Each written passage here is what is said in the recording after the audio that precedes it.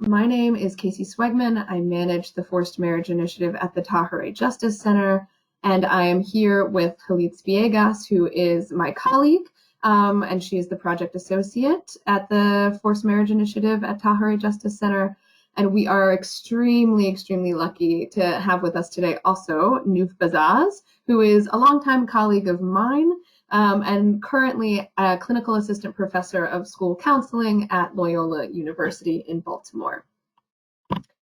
So very, very briefly, not to belabor anything too long, but just so you know who we are, the Tahirih Justice Center is a national nonprofit. We have offices in 5 cities across the US that are still functioning during this time of the global pandemic: in Baltimore, Maryland, in the greater DC area, in Atlanta, Georgia, Houston, Texas, and San Francisco, California. And so we are available to provide services around immigration law and family law and support for immigrant women and girls who are fleeing gender-based violence, and anyone really fleeing gender-based violence and seeking safety here in the United States. That's all pro bono legal services for immigrants who are fleeing gender-based violence. But what we are here to talk about specifically today is what you'll see in the lower left-hand side. The project that me and Jalitz work on is the forced marriage protection piece. And that is a national project. And Jalitz is serving individuals and providing extended case management and emotional support and safety planning to individuals in all 50 states and US individuals who have been taken abroad.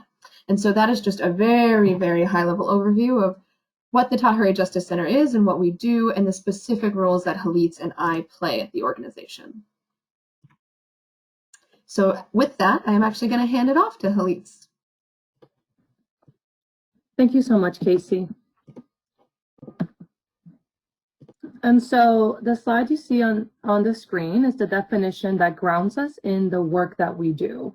And this is a very widely used definition. It's not universally accepted, but just so that we are all on the same page, Tahirih's working definition of a forced marriage is a marriage where one or both people do not or cannot consent to the marriage, and typically it involves elements of force, of fraud, or coercion.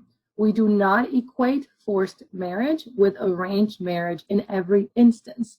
An arranged marriage is a process in which families may take the lead, but the ultimate choice to marry remains with the individual. And choice here is not just about the individual, but it is also considering the timing, even the idea of getting married at all. So it should be a yes, I want to get married. Yes, I want to get married to this person. And yes, I want to get married at this time. And we do see cases from time to time where the client tells us, you know, I did say yes, I wanted my parents involved in the process. I did not mind the idea of an arranged marriage, but they promised me that I could wait until I graduated high school. They promised me I could wait till I finished college. And now, no matter what I do, no matter what they say, what I say, excuse me, they aren't listening and they're not stopping. And that then is when we see things shifting to a forced marriage situation, which can be really scary if you had some control at some point, or at least you felt you had some control, but now things are moving forward without your control. So this next slide, it's a graphic that I really like. I think it provides a better idea of what we're talking about. It helps us see how the change can occur. But please keep in mind that these changes do not always occur in this linear way. It is not a perfect image, but it does help us capture the idea that a person can begin in what they feel is an arranged marriage process, but perhaps over time find that their ability to express preferences or even to reject potential suitors who they don't think are a good fit be dismissed, and being told that they are quote unquote too difficult, that they are quote unquote getting a bad reputation. And sometimes this means that they are threatened with not being able to marry at all, being told that they're ruining their siblings' marriage prospects by being so picky, or faced with a marriage process that is going forward without their consent because the time has come and they have no choice and their parents just know what is best for them. So it is at that point where family is dismissing the individual's wishes to not marry the person they have chosen or not to marry altogether, or the desire to wait until they're done with school or enroll in college, that the process has really progressed to force as consent is being dismissed.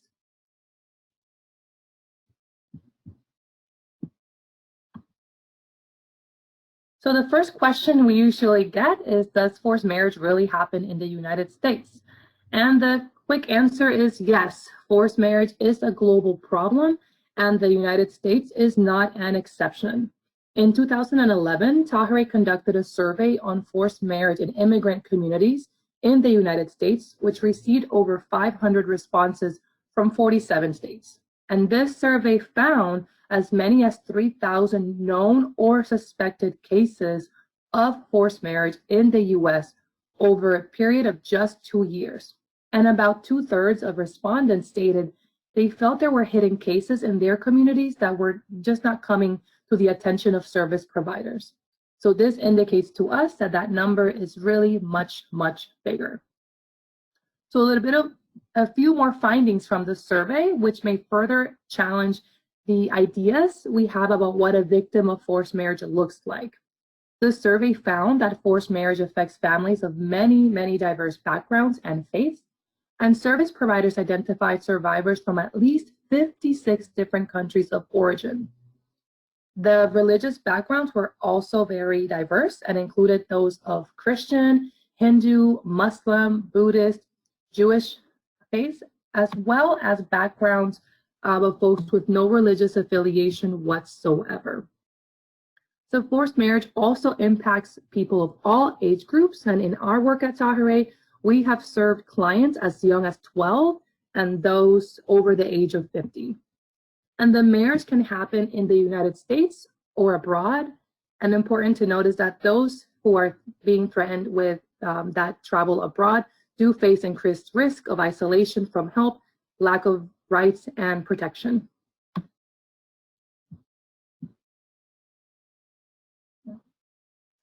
So why are we talking about this today? When a woman feels that she has no real choice when it comes to marriage, she loses a great deal of power and control over her own life. And more often than not, forced marriage is not just the one type of harm that they are facing, but is a part of many different harms that the woman is and or will be facing in her lifetime. I am now going to hand it off to Nuf. So I'm going to be sharing a case scenario of an individual named Sonia. And so I really encourage folks that as you're hearing this case, imagine that Sonia is somebody who's in your school. Imagine that she's somebody that you potentially could have come across in your work. Maybe she's somebody who's come down into your office a few times. She might not be one of those folks that's been on your radar for, kind of like we all know, any of like the really big things. She's not coming in. She hasn't been identified for any, like major SI or any particular disciplinary issues. But she's just somebody who you probably had some passing interactions with. So Sonia is 18 years old and a U.S. citizen. Her parents exercise a great deal of control over her and her siblings' lives, forbidding dating and requiring that she come straight home when school lets out. Sonia also has a part-time job at a local store, but she has to give her parents her work schedule every week and make sure that she is home within a half hour of her shift ending. Her parents also monitor her and her siblings' computer and cell phone use very closely. Sonia's parents have always told her that they would arrange her marriage, and recently they informed her that they, quote, found a good match and want to travel to their home country over winter break for the wedding. Sonia told her parents she's not ready to get married, but her family insists that the marriage must go forward now. Her parents have told her that if she does not marry the man of their choosing, she will bring shame to the family, and that her refusal to get married is, quote, killing them and ruining her younger sister's marriage prospects. Sonia's parents rarely use physical violence against her, but her father did hit her during their most recent argument about the marriage.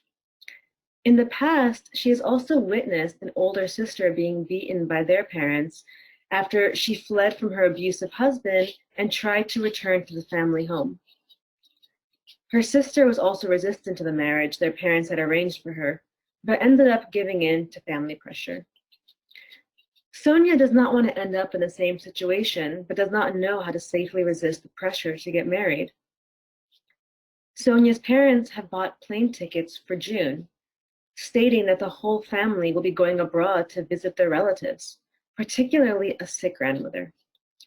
However, Sonia is a little suspicious that a wedding may be waiting for her overseas, but knows that if she refuses to go or tries to leave, it could lead to escalating abuse and potentially violence in the home. And so, when you're placing yourself in the shoes of Sonia's counselor, social worker, whatever it may be, keep in mind that, you might not have all of this information that might be coming out in bits and pieces. And I'm sure that folks might be having some questions right now around, like, what can we say? What would be a good way to broach this topic? How do I broach it in a way that, I don't know, that isn't offensive? Is it my place to even say anything? If I say something, is it going to make the situation potentially even worse? And that's one of the reasons why we really wanted to have this webinar for everybody, because these are cases that folks are seeing, but because of some of these fears around, what can I do about it? Sometimes it can be a bit paralyzing. And as a result, we might not actually be seeing these things. We might have certain red flags that we're just sort of checking away, putting in the back of our mind, and just moving forward. And we really want to press this fact that as school counselors, you really do represent, actually, in some cases, the only entry point and that only access point that a student like Sonia might have to reach out and access support. And so hopefully Casey and Hilitz are going to provide more guidance on how we can responsibly have some of those conversations and how we can do it in a way that's most helpful for Sonia and for just her particular life. Thank you so much for sharing, Noof. I also want to share 3 more survivor stories that I hope really illustrate the diversity of the impact of forced marriage in the United States and drive home that point that there really, truly is no one face of this issue, and to expand the way in which we might expect or anticipate these types of cases to manifest with the students that we're working with. I'm Ellie Flynn, and I'm in the USA investigating child marriage. In 18 states, there is no lower age limit for marriage. Did you have braces on when you got married? Yeah. And there are loopholes that let older men marry underage girls. I'm meeting with 18-year-old Heather. Here's a picture of me on my wedding. Wow.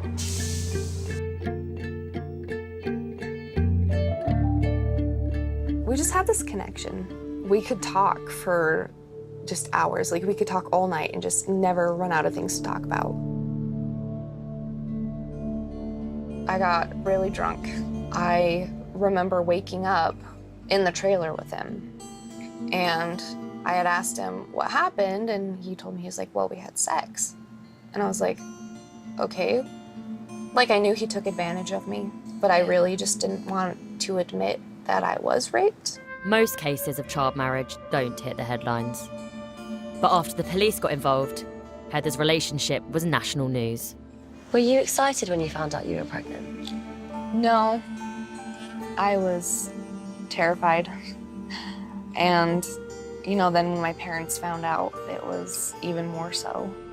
Heather's mum called the police and pressed charges against Aaron for statutory rape.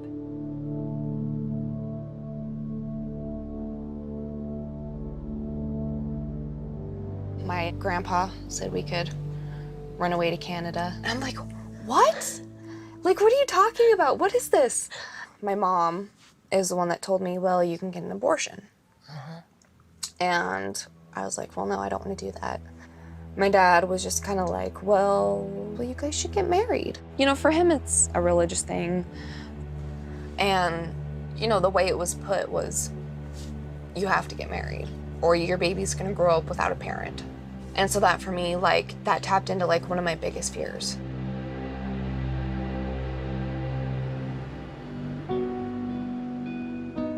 After some research, they discovered she could marry in Missouri at the age of 15, as long as one parent consented.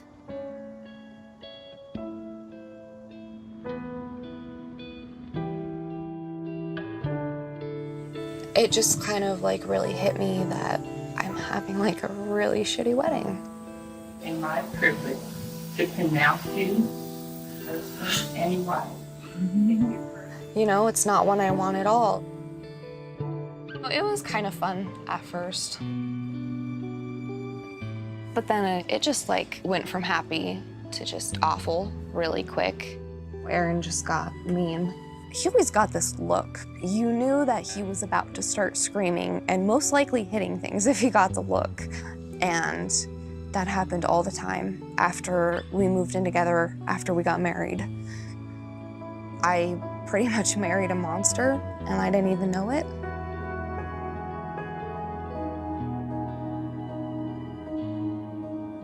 I travelled to Idaho to talk to the officer who led the investigation. One thing that I found interesting about this case is that the family were under the impression that if they were married, they wouldn't be at risk of being charged with these statutory rape laws. That doesn't change anything. The crime was still committed, regardless of whether they're married or not. This is a small town. Were there a family that you knew beforehand? What shocked me the most was the fact that her dad didn't come forward and seek out counsel, something, you know, from law enforcement. What should I do with this? You know, I asked Keith about that. He said, we're religious people and we don't believe in a child growing up without a father. And I said, well, you know, that may be the case, but he raped your daughter. The damage that it did to Heather, this will affect her the rest of her life. Aaron pleaded guilty to statutory rape and was sentenced to 15 years in prison. A local father accused of taking his 14-year-old daughter to another state so she could marry the 24-year-old man who impregnated her. Strawn is charged with 2 felony injury to child charges and 1 charge of accessory to rape.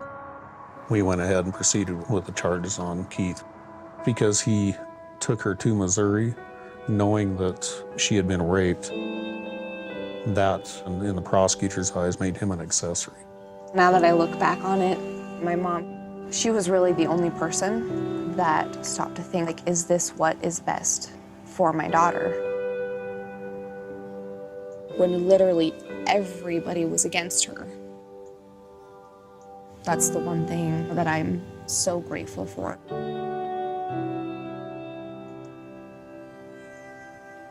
So as Noof sort of already previewed for us with her case scenario of Sonia, there are increased complications and risks at times when there is an international component. And this next video features a young woman that we were privileged to work with named Lena and her experience being taken overseas under the guise of traveling to visit relatives and her experience trying to get help from abroad. I remember the engagement. I'm in this crazy dress.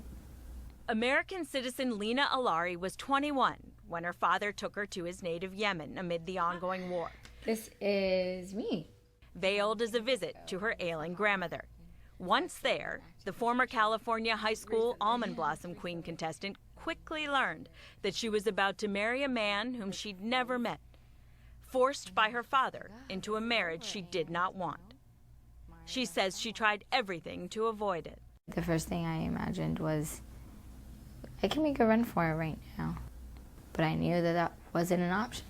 According to custom, Alari was taken to her new husband's home, where she was expected to consummate the marriage while his whole family waited for proof. I remember my father-in-law telling me, what is the problem? Why are you not doing it? The faster you do this, the faster you get to go home. The faster you have intercourse. is the faster that you can come home. But Alari was 8,000 miles away from her home, and no one, it seemed, could help her, not even her government. You think, well, I'm a U.S. citizen, and the one thing that you want to do is you want to take off, hit the U.S. Embassy, and then they're your savior, and they'll fly you out. But it wasn't the case. A close friend of Alari's was able to contact the U.S. Embassy in Sana'a, Yemen's capital, on her behalf. "Tell her that we're unable to intervene directly," their response read. "If she can find her way to the U.S. Embassy, we are open." But she couldn't get there because it was too dangerous. And in the end, she consummated the marriage. She felt it was her only path to getting home alive. Sometimes the only way out is through, right? We failed them by not having mechanisms to prevent them from going overseas and being forced into marriage in the first place. Michelle Bernier-Toth is the managing director for Overseas Citizen Services in the State Department's Bureau of Consular Affairs. They're being held against their will, but in accordance with local law, because they've been legally married in that country. And their spouse now has legal authority and control over what happens to them. And, you know, contrary to a kidnapping or a hostage taking, there is a legal basis for that action. That is one of the big, you know, a huge challenge. Americans usually think that if they're threatened overseas, the State Department can swoop in and rescue them. But the reality is much more complicated. Both young women in this story reached out seeking help from abroad. But the truth is, Americans don't take their laws with them when they travel. And so again, there are some pieces to this video and to this story that sometimes garner quite a few responses and questions. But I think the biggest takeaway here is that when we are working with a counselor who has a student who thinks that overseas travel might involve an engagement or might involve a marriage, but they're not sure, sometimes they are sure, but they're going to travel anyway, hoping they can find a way to avoid it, or thinking that their parents just wouldn't do that to them. And that's an understandable belief or assumption. The one thing we are always honest about is this final point that Gail Lamont makes at the end of this piece, is that it is very, very hard to get help from overseas, and the State Department is quite limited in what they can do. And so we ground folks in that reality, and we arm them with as much information and as many resources as we can before they travel, and create safety plans with them, and try and find ways we will be able to stay connected to them while they are overseas. And we would never tell anyone what to do, but as they are making their decision whether or not to travel with their family or to try and find a way to avoid traveling for fear of a forced marriage happening overseas, we do share what we know about the laws and the limitations. And I think it's important for everyone to be honest and to empower folks with that information. And the last story we'll share today is of Nina, another woman that we had the privilege of working with, who you'll notice throughout this story reports being homeschooled and kept home quite often. But what I found fascinating about working with her was that there were years that her parents, and her father in particular, decided to send them to public school. And this is apparently a pretty common dynamic in kids who are homeschooled, where for the majority of their life they are schooled at home by their parents, but every now and then they'll spend a year in public school with access to others, and in particular access to school counselors. And there were moments in Nina's life that are not shared in this video where, had she had a moment to reach out to a school counselor or to sit down and really talk about what was going on at home, there may have been a moment of intervention. And so just also want to put that on folks' radar. If there is a new student in the school who was previously homeschooled, they might it might be worth it to just make a little extra effort to reach out to them on a number of levels, right, to see what's been going on. Oftentimes there haven't been a lot of eyes and outside supports for that student thus far, and it could be a really important opportunity to play a role in their life.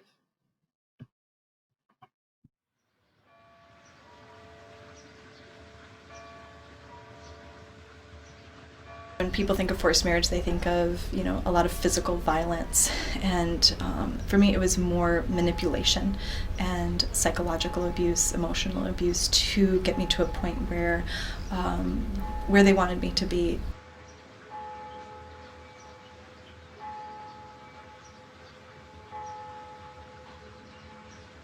You know, women are not allowed to have an opinion. Women are not allowed to be free. Women are not allowed to move around freely or to do anything without permission. We're taught a lot of things like you're in the world but not of it, which means you can go shopping. You can have work acquaintances with people that are not of this belief system, but they are not your friend. And you have to be on guard against anything that they might say or try and influence. And you need to be the light that tries to draw them into our, you know, holier lifestyle.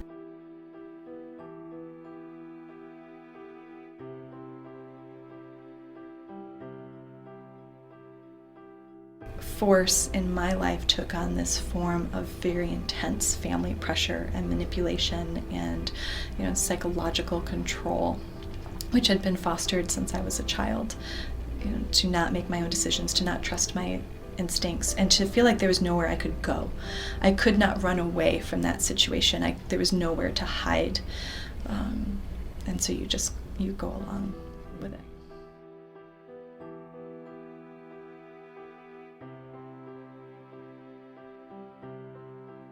We were allowed to speak on the phone every other day for about 4 or 5 days, and then my father had me come up to Michigan to meet this man's family, and spent the weekend with that family, and then flew back down, was able to talk for a couple more days over the phone.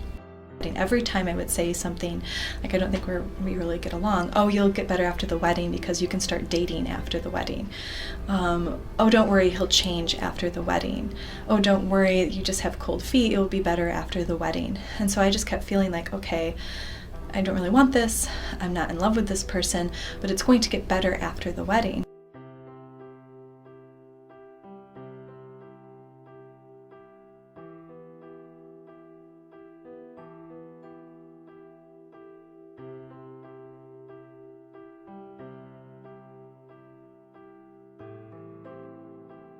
I felt at the time that I couldn't give up my family for independence. And, you know, that after all, this is what I'd been raised for, this is what I was supposed to be doing, this is what God wanted for my life. Obviously, if my entire family thinks this is what God wants for me, who am I to say that I know better than them what God wants?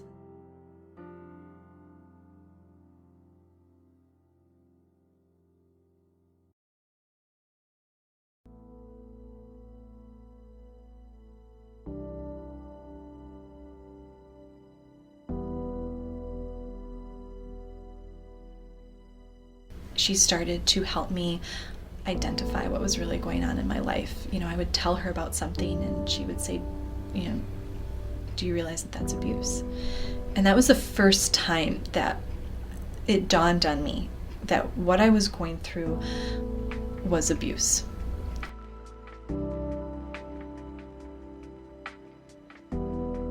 I got up that morning and I looked at my children sleeping. And I knew that I was going to change their life forever, and that was on me. They didn't know that we were being abused. They didn't know that our whole lifestyle was abusive, and that my girls were not going to be given choices.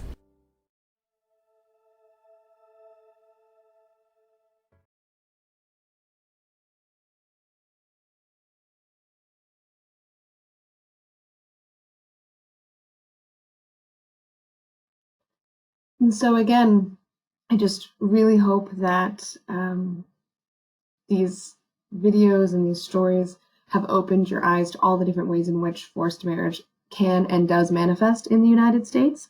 And so with that, I'll ask if Noof or Halitz have anything to add. I really appreciate so much how you really do highlight that this isn't specific to any one culture and religion. I think it's so important. Yeah, absolutely. And we have served folks from a myriad of backgrounds, and oftentimes, sometimes religion doesn't play a role at all. So very important to keep an open mind. There is no one face of a potential victim of forced marriage. There is no one face of a survivor. And quite frankly, men and boys can also be victims.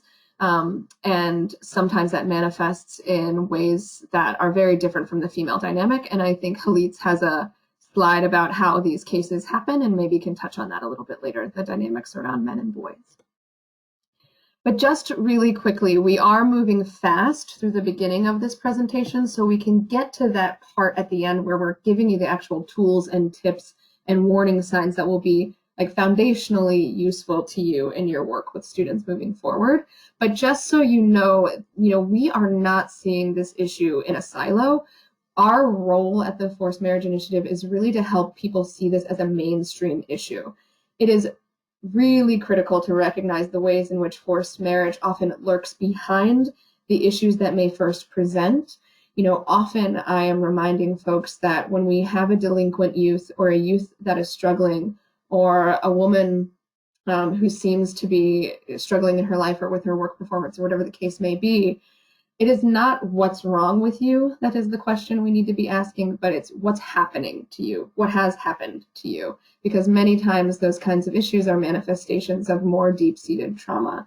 And the quote here from Deb Johnny Roy's 2011 report really drives home this point that as domestic violence advocates in the movement of domestic violence, even we were not uncovering this issue until relatively recently.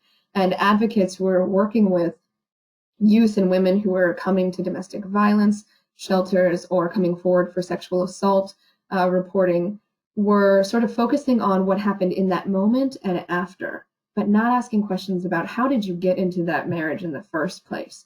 And so, this quote, advocates speak to many women facing domestic violence, abuse, and sexual assault in their marriage. And only later in these conversations does it emerge that the conditions upon which they may have married were under duress, pressure, and ultimately against their will. And that is super critical to us because that's a very different trauma history than having a chosen partner that becomes abusive. And that is a different type of healing process and conversation.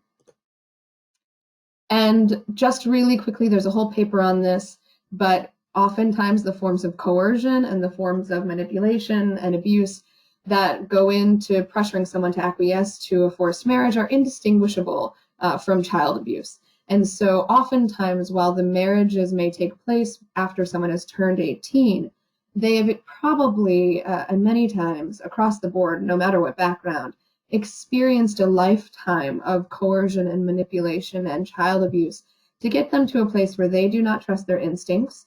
They feel they have no right to go against what their parents or their community might prescribe for them, and that they must go along for fear of the consequences of saying no or listening to your own instincts.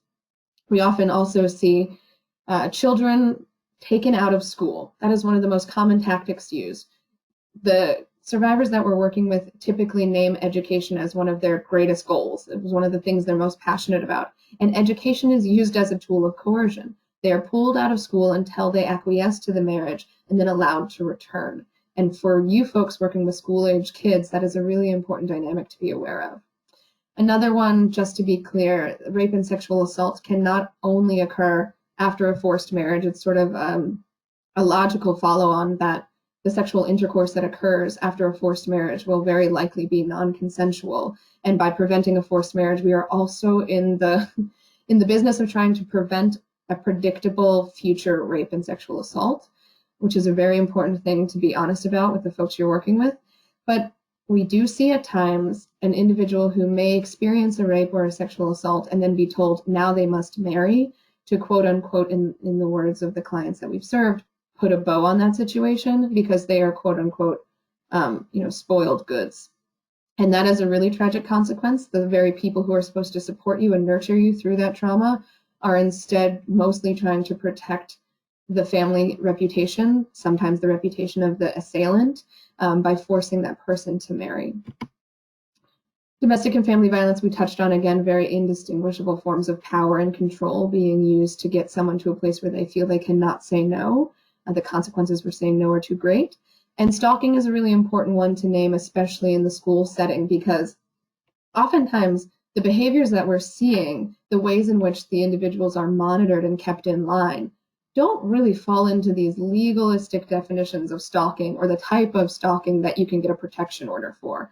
But think about it. These kiddos are often going to school with their siblings, with their cousins, with other members of their community. And what we have heard time and time again is whether they're Mormon, evangelical, ultra-Orthodox, Jewish, Muslim, Sikh, what have you, they are feeling like no matter what they do, they're always being watched. Whatever they say will be reported back to their family. If they step out of line, that will be reported back to their family.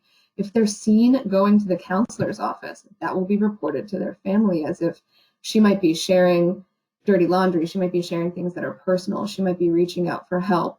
And so they are using that natural proximity to the person to make them feel as if they have no way out, no safe way to get help. And that can be named as stalking, whether or not it's prosecutable. And that is often what the person is feeling and experiencing, but cannot put a name to it. And so that constant monitoring, that constant sense that you're never alone, that is a really important thing to name and to be cognizant of, especially if you are going to step in to a relationship with someone and be their helper during this time. We plan out meetings with counselors very, very strategically and carefully. We do not pull students randomly from class when there might be someone in that same class who could report that back. We are very careful and sort of subversive and strategic about the ways in which we make appointments with students and how they get to our office so that it is as undetectable as possible and they are able to do so safely and feel that, you know, their conversations with you are extremely confidential. And very, very briefly, a lot of folks say, well, isn't forced marriage just a form of sort of family perpetrated human trafficking? Unfortunately, that is not, that is a very easy answer, but it is not the answer. Some cases do have certain factors of human trafficking, but many do not. And the driving motivation for forced marriage in most families is not financial. It is far more complex than that, and Halitz will be covering that a little bit later. We could, again, do an entire presentation on that. There are lots of resources about that intersection on our website, which we'll point you to at the end. And another thing that we will not be able to do justice to today is the intersection of forced marriage and female genital mutilation and cutting. But the main point of this slide is really to drive home the point that if someone does come forward and disclose a fear of FGMC or an experience of FGMC in the past, that should be a red flag for you to maybe ask about marriage, because of the way in which FGMC can be sort of preparatory to make someone, quote unquote, marriageable in the eyes of that community or that family. And so these two can go hand in hand in certain communities. So we see forced marriage as a red flag for FGMC that may have gone unaddressed in communities that do practice FGMC. And we see FGMC as a potential warning sign for a future forced marriage.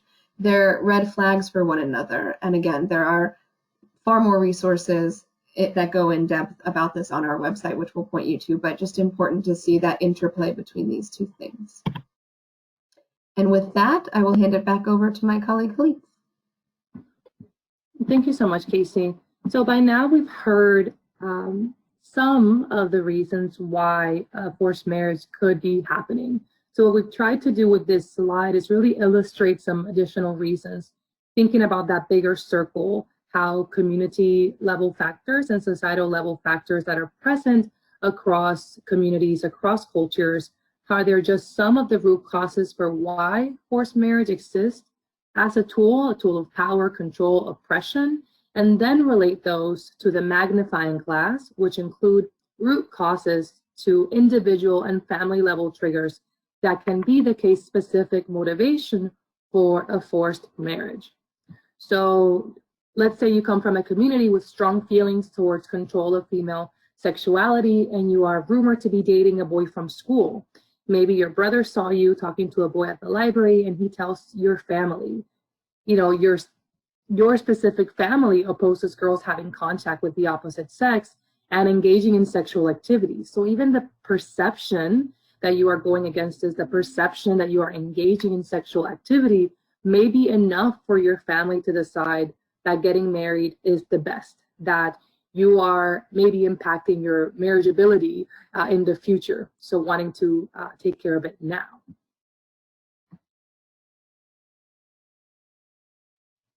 So with this next slide, we highlight the broad range of tactics that our clients face. And those tactics can be towards them, towards siblings, towards parents, loved ones, and the list goes on and on. Also, there's threats to folks who may not even be in the country. If they have family members overseas, they could be threatened as well. So the emotional blackmail is very very common. It happens a lot, and it's something that is less less common perhaps for you to know, aside from comparing it to physical abuse. But it's really important to dig in to learn a bit more about what is happening. There's so much that they are being pressured. They are they're fearing that they're going to be ostracized. They fear that they're not going to be around the community, their family, their church, their mosque, the people they've always known.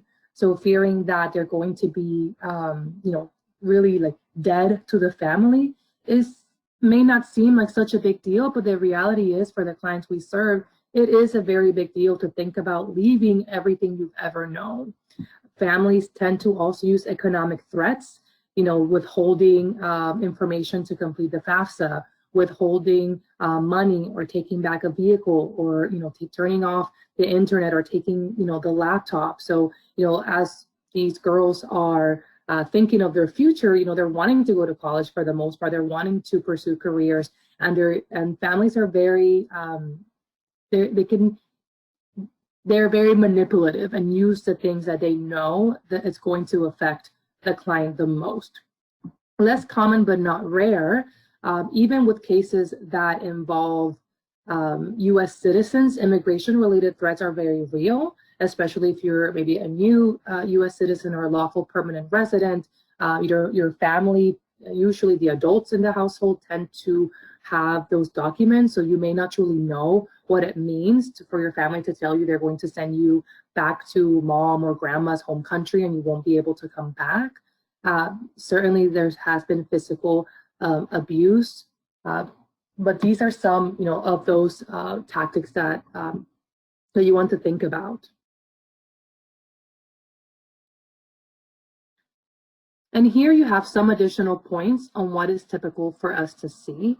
When we're working with someone, it's typical for us to see them be hesitant about seeking help. They're worried about what you're going to think about them, about their community, about their background, maybe about their religion.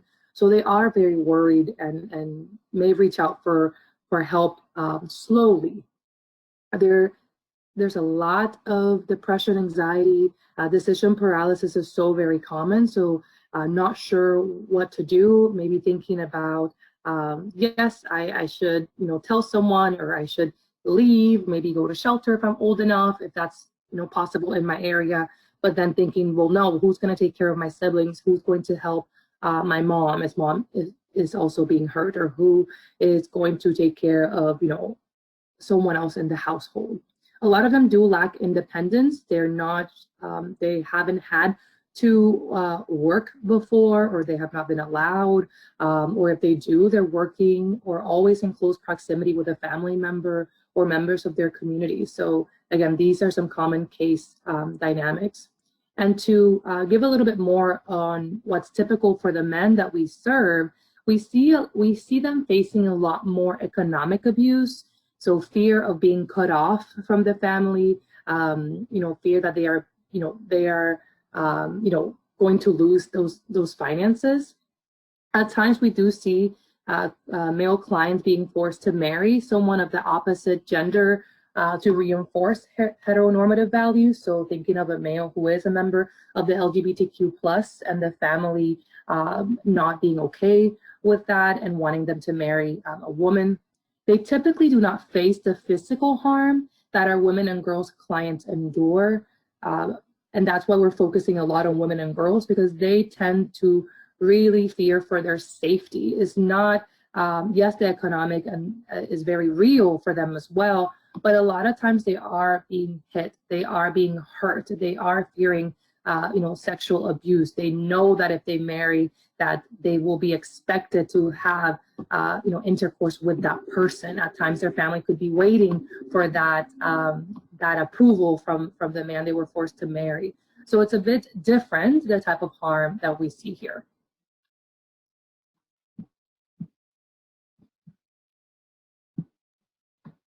Thank you, Halitz. And so we are sort of rolling right along, and we want to get to the heart of things, but I am going to give a brief sort of just foundational understanding of, we've shared now all the ways in which people can find themselves at risk of forced marriage. And I think one of the instinctual questions that people ask, well, like, this is the United States, don't we have laws against this? And the response to that is, as you'll probably hear me say a lot, a complicated one. And it is also not always a simple answer of, yes, there's a law and that will help this person avoid the situation. And we'll talk a little bit about why that might be the case. Just to give you some foundational understanding, so you have like the basic landscape of where things stand. What are people's rights in the United States? How can you educate them on their rights and responsibilities, and how can that be empowering to them? Right now, at the federal level, there is no forced marriage specific criminal law, but as you can see here, the thinking that having a forced marriage criminal law at the federal level would be sort of the silver bullet to this issue is still up in the air. There are ways in which federal laws can be useful, and there are ways in which we can imagine a federal law would drive the problem even further underground. And so there is this balance of, if I think the consequences of coming forward to tell someone, a school counselor, school social worker, who is a mandated reporter, that my family is trying to force me to marry when I'm not ready, if I think the consequences of that is going to be federal charges against my family, I will say that that could have the reverse impact as we're hoping, right? I think me and Halitz at the Tahrir Justice Center, we've responded over 800 emergency requests for help about forced marriage cases, and very, very rarely do we see individuals wanting to involve law enforcement for fear of consequences on their family. Really, they want the marriage to stop. And we tend to be in the business of trying to find a space in between the law enforcement response and just simply getting the family to stop wanting to force them into marriage.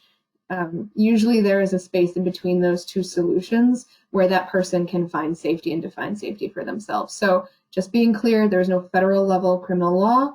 To marry someone who is a non-US citizen, the de facto minimum age for the US citizen spouse has to be 18. There are very small exceptions to that, as we have recently found out. However, please be aware that there is no set minimum age for a foreign spouse. At this time, a US citizen can apply to sponsor a spouse of any age, and if the marriage was legal in the place where it took place, it is likely that the US government will recognize it with very few exceptions. And so that is something to be well aware of, that if you are working with if you have a student who is a non-citizen but who is married, it's important to understand that that marriage and that immigration process could very well be quite legal without further investigation. So to briefly cover state level laws, the biggest takeaway that you can have from this is that every single state is different when it comes to forced marriage and when it comes to child marriage. So if you want to know exactly where your state stands, and I hope that all of you do, so that you can more readily advise folks on their rights and the potential legal mechanisms that might be in their favor, please go to tahrir.org/child marriage. There are lots of reports there that can tell you what your child marriage laws are, and what at preventforcedmarriage.org you can find more information about what the criminal laws might be in your state. But only 9 states and 2 jurisdictions have criminal statutes, and they're all very different. CPS mandates in all but 1 state do not clearly encompass forced marriage as a child abuse issue.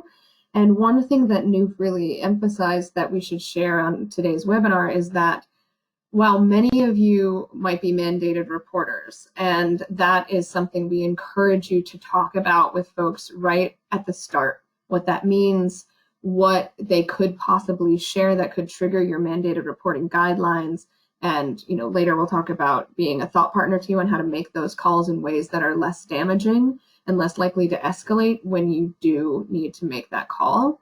But also to advise you that if the minor is already married, it is most likely that in your state they are not seen as in scope for Child Protective Services. A married minor often falls out of the mandate of CPS because abuse from a spouse is not seen as abuse by a legal guardian. A spouse is not a guardian. A spouse is a spouse. And if they are not married, our experience has been, unfortunately, that Child Protective Services does not see the threat of a forced marriage as falling under the definition of child abuse, even when there has been certain incidents of physical violence or threats of physical violence, particularly if the minor is older. We really have not seen Child Protective Services want to step in to be preventative in this way. They are often underfunded and over capacity as is, with extreme cases of cruelty and neglect. And what we often get is, this sounds like a family or a cultural issue, and we are not going to intervene, which is diminishing in its own way and makes someone feel like, oh, well, maybe my problem isn't that bad, and I guess I can't get help, so I'm going to stop asking. Or they say, well, we'll just open an investigation and we talk to the parents. We ask them if they're forcing their child into marriage. They say, of course not, no, the child is delinquent. And all that's done is raised red flags for the family that the child has reached out. So we are really, really keen to give you the information you need to make mandated reporting as beneficial to the individual you're working with as possible. So please always see us as a technical assistance provider on that front if you do feel you need to make a report. And again, state protective orders really don't clearly apply in most forced marriage cases, though please understand that it varies state by state, and don't take that as like a blanket statement. We are here to work with you to see when these things could be useful if someone wants to pursue them. And just very briefly, only 4 states actually set the minimum age for marriage at 18 with no exceptions. All other states have some sort of exception regime. Some exception regimes are very sort of diligent in making sure that it is a consensual marriage between 2 individuals who the marriage would be in both of their best interests and there is no pressure coming from family. Some states have exception regimes that make it very easy for parental coercion or predatory behavior under the guise of marriage to take place. And very, very important, we turn you to the handout, The Impacts of Child Marriage. Whether or not it is forced really stacks the odds against a young girl and really increases her instability and insecurity over time, even when there is a pregnancy involved. The research that we know of and that is outlined on the handout that you can see here shows that pregnant teens who do not marry and their children fare far better on almost every outcome, medical, social, economic, psychological, than their teen counterparts who do get married because of pregnancy. So that is kind of a myth that it's in the best interest of the child and the couple, quote unquote couple, to get married if a pregnancy is involved. So just important to be aware of those dynamics. Now moving it on to my colleague, Khalid. Thank you so much, Casey. So what is your role? What can you do? Everyone has a role to play, and it's important never to assume that someone else who is working with this child, with this girl, will catch the problem. It's very important to watch your own bias and to think about multiple red flags or multiple warning signs, not, and not to just call on a student because they are of a particular background, but to think about the warning signs and how they come to play. So some of those warning signs could be a decline in grades and punctuality or performance. And again, thinking about the totality of these warning signs and not just them on their own, right? So kids do decline, in, their grades, things happen, but exploring a little bit more why that is, right? Or they're declining in grades, but now they're also appearing emotionally withdrawn. They are being absent a lot more. They are, losing interest in activities or in courses where they, will do so great in. Thinking about them not being allowed to stay for extracurricular activities, and perhaps the student appear to be really excited to partake of those. When you're working with someone who is always going to your office, or if they are going to your office, but there's always someone else there, there is a sibling or a cousin, or someone else is always with them, they're not able to self-advocate. Fear of upcoming holidays and breaks is a big one for us. It's actually one of the main reasons why we wanted to have this webinar, is because when you have breaks from school, you don't have, amazing people like you all checking in on these kiddos, right? So thinking about kids who are fearful of summer break, or who are unsure when they're going to return to school from spring break or winter break. They just, don't know when they're coming back.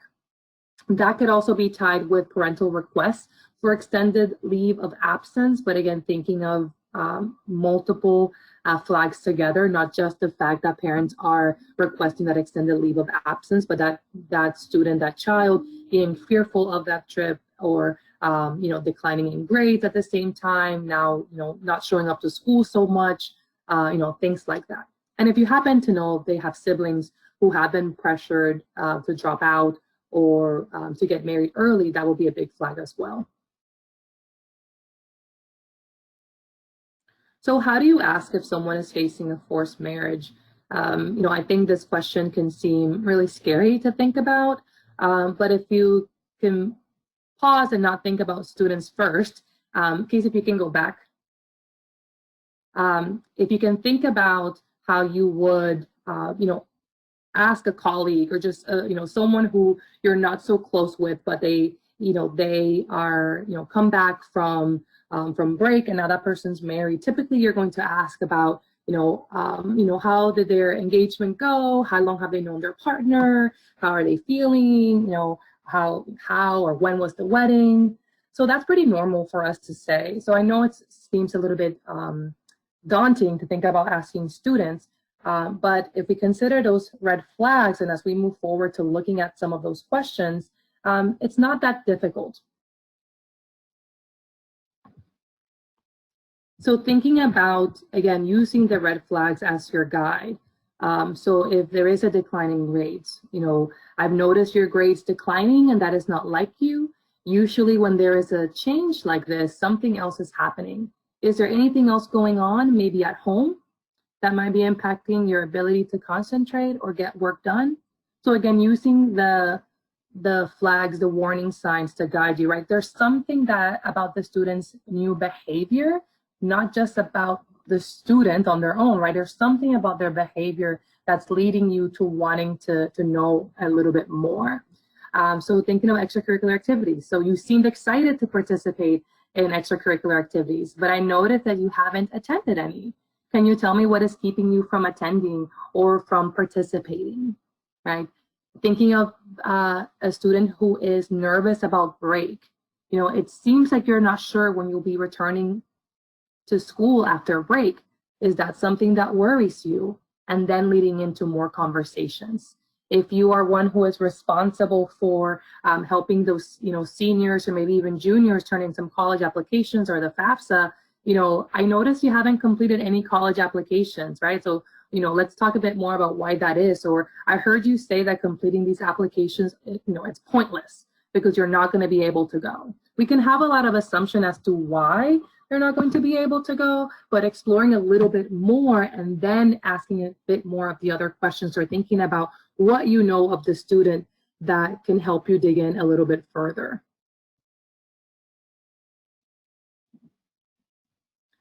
So these questions are a little bit more specific to if marriage has come up in the conversation. Typically, these are more more for folks who are working at domestic violence space, you know there's already something happening. But again, if you're comfortable not starting right off the bat with these questions, but as follow-up questions, if you need to dig a little bit deeper, these are some great ones as well. So, you know, how has your marriage partner been selected? Especially asking how do they feel about them for themselves. Again, we can have a lot of assumptions, and the student may not be calling it forced, but again, asking these open-ended questions to let them be able to really tell you what is going on. And Noof, is there anything here that you would like to add? No, I think just to echo these questions, and particularly that order, in first, you know, starting a bit more generally, and then starting to kind of weed into like these particular questions around marriage.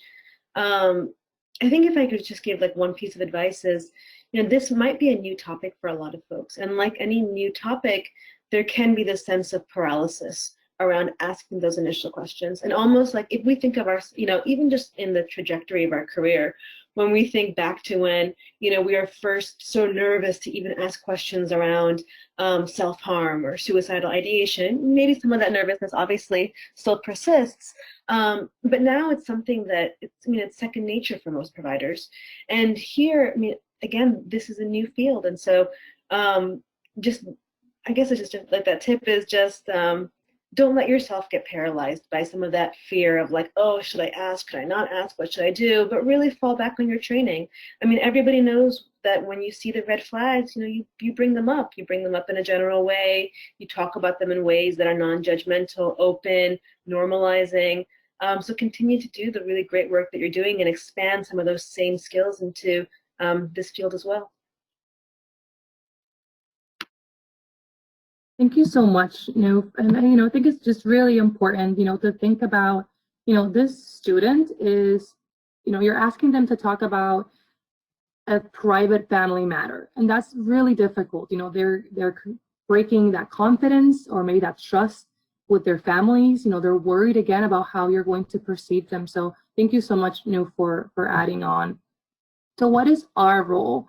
You know, before you ask, very important to root yourself in non-judgmental point of view, and to really be knowledgeable about resources, which we are the main resources here.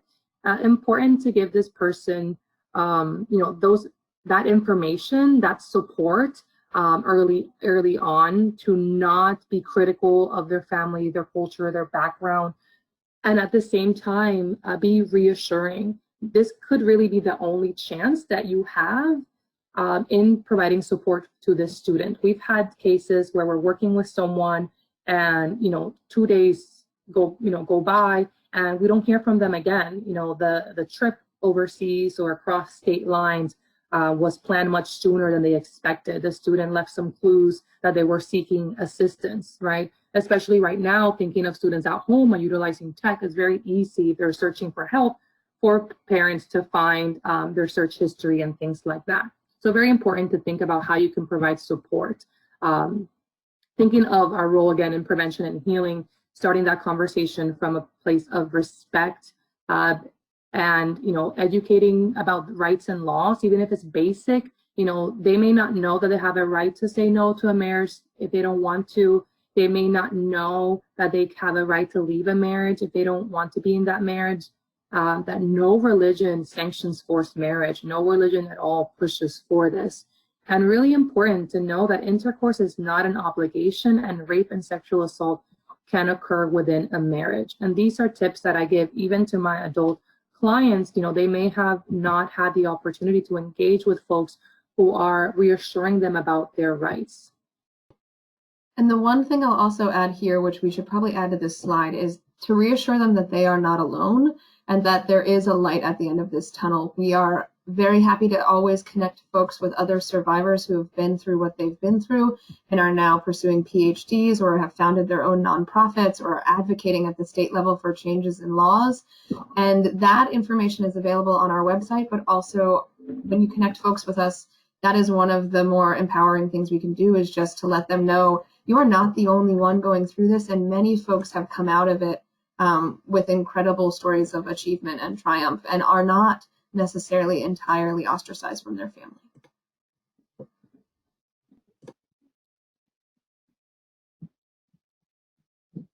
The process of seeking help can be very traumatic. You, again, should be ready for second thoughts and be ready for someone to backtrack their decision. Maybe you have everything set. They are going, if you have a homeless liaison in your program, they're working with that homeless liaison, they're going to go to a youth shelter, or maybe they're old enough or qualified to go to a domestic violence shelter. Be ready for those second thoughts. Be ready for them to be worried about people who they're leaving behind or what their life could be like. And it's okay if that happens. And we have that happen all the time, where we have everything all set and the person changes their mind. This has to be, a decision if they're leaving or seeking assistance, whether it's legally or other, that is driven by them. And it's just very important that you continue to provide support and know that we at Tahereh are here for long-term support. We don't have, a need to close a case quickly or anything like that. We're here for that long-term support. Oh, and I recognize that we're probably running a little bit over time, so if you can please stay in there, hang with us a few more minutes. We have some more great information to share.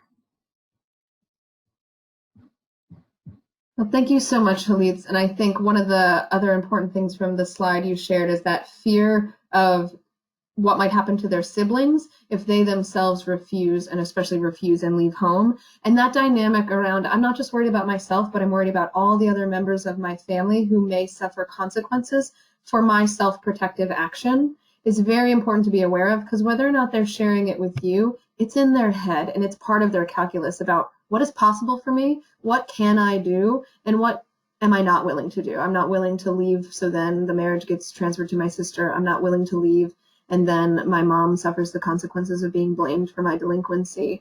And talking through those things and helping to empower someone to listen to their voice and to find a way to put themselves and their own safety first when it's most important is one of the most critical roles you can play, being that thought partner, being that champion of their ability to define their own life.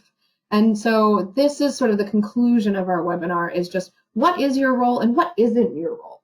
Here you'll see just some very basic tips about understanding that person's actual perception of risk. What will saying no to the marriage mean for them? Does that mean a lot of verbal fights, but eventually the dust will settle? Or does that mean extreme physical violence? Or does it mean something in between?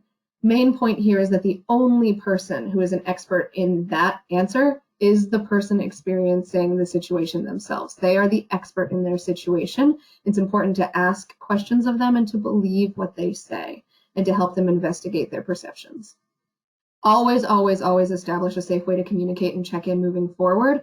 If they have a cell phone, but it's on a family plan, it's closely monitored, reach out to the Tahereh Justice Center. We are regularly providing phones to individuals through their school counselor, a safe burner phone that cannot be traced, that they use only to communicate with advocates. And the best way to get those phones to those students is typically through a collaborative relationship with a school counselor who really gets it. And hopefully that is everyone on this webinar now. What you're always doing in your work already, identifying their strengths and assets, investigating who's an actual trusted friend or ally, who can you rely on, who do you have in your life. Outline and discuss options and potential outcomes. Again, they oftentimes, no matter what community they're coming from, you could be their only thought partner, the only person they feel safe talking to about this. And oftentimes what human beings really need is just someone to suss out all the different sort of spiraling options and outcomes that are in their head.